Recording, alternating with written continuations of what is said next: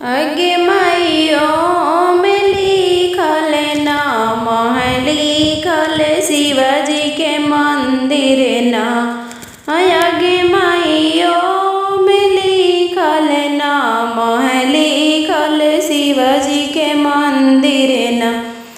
आगे माई काई चढ़ी शिवाजी आई है काई चढ़ी गने से। आगे माई काई चढ़ी शिवाजी आई है काई चढ़ी गणेश।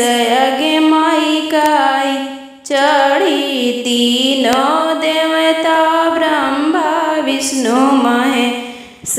आगे माई काई चढ़ी तीनों देवता ब्रह्मा विष्णु महेश। आगे माई बसा बैल चढ़ी शिवाजी आई है चूहा चढ़ी गणेश। आगे माई बसा बैल चढ़ी शिवाजी आई है चूहा चढ़ी गणेश। आगे माई रहिया चली तीनों देवता ब्रह्मा विष्णु महेश। आगे माई रथ चली तीनों देवता ब्रह्मा विष्णु महेश।